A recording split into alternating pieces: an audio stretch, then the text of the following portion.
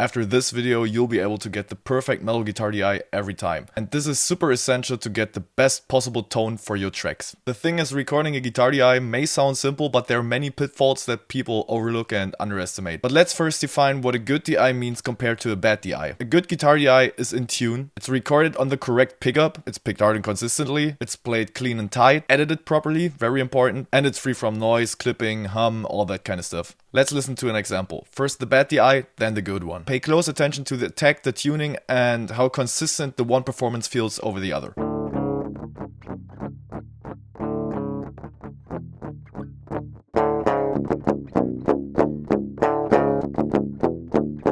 Alright, let's get into the most common issues I see all the time.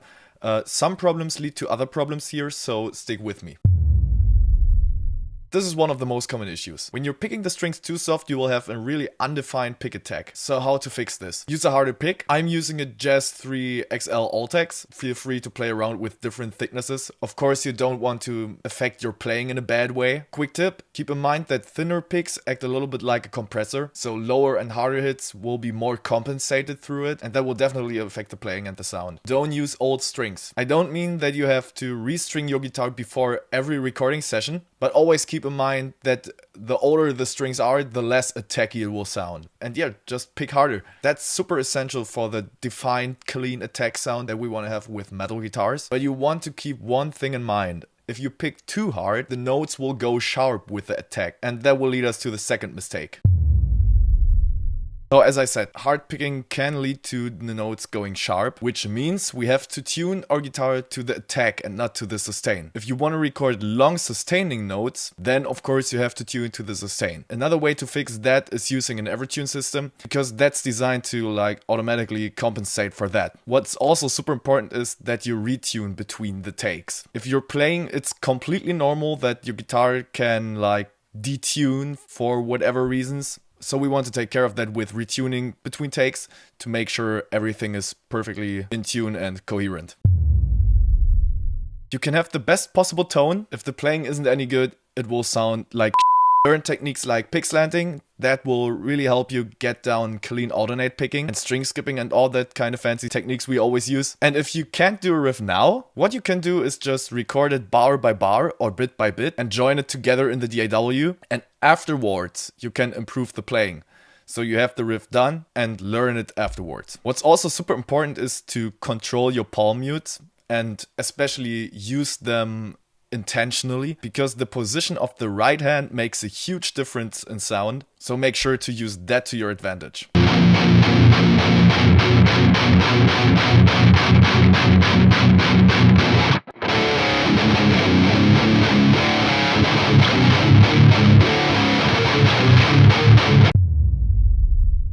Now that we've covered every performance-related mistakes, let's talk about the technical side. And while everybody talks about gain staging, it starts way earlier. Electronical noises. When your guitar goes through an amp sim or whatever and you hear noises like that,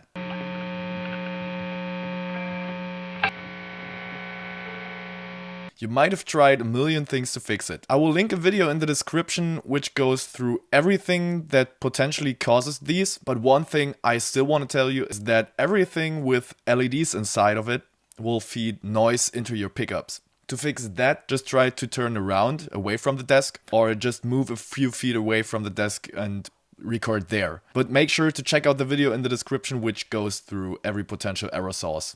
Input gain.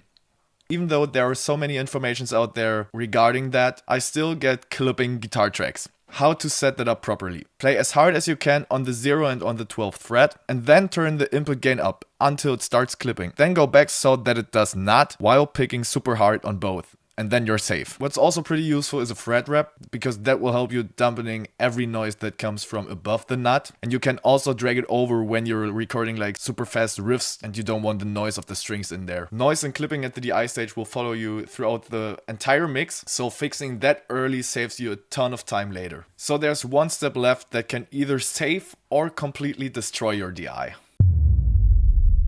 Even a great performance with the perfect signal can fall apart at that point. Let's start with something that not many people realize. The pick attack actually happens a little bit before the actual transient in the waveform. And most people just cut that part away, and that's when edited guitars start sounding robotic, what you hear everywhere, right? So when you're editing, make sure that the attack stays intact. This will make a huge difference, and if you cut it too tight, it will sound completely robotic and weak in the end. Your editing should be also clean enough to make it work without a gate. All the silences in between should actually be silence. If you still need a gate after editing, then it's usually a sign it's not done properly yet. Crossfades. In most cases you don't want to use crossfades with guitar DIs. Crossfades can smear the attack and the transient of specific parts.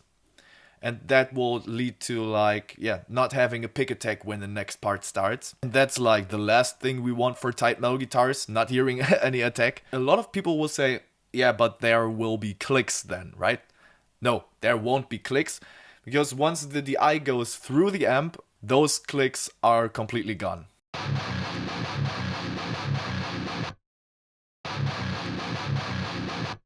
You also want to edit the left and the right side completely the same, so the notes start and stop at the same points and the attacks align, so everything is perfectly locked to the grid and tight. If one side is edited tighter than the other, usually what happens is that it will get washy and not that powerful. Clean and consistent editing is just what melts those takes together and creates a huge wall of sound.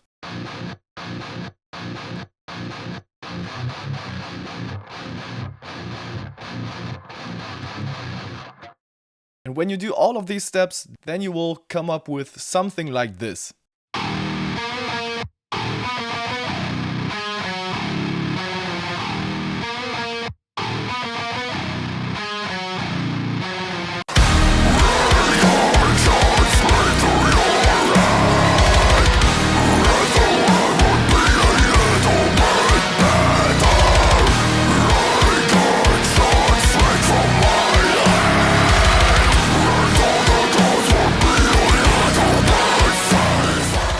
One thing I want to make clear here is that these are no hard rules. There are many different ways to approach the same things, so definitely keep that in mind. If you enjoy guides like this, then leave a comment, leave a like, and definitely subscribe to the channel for more of these.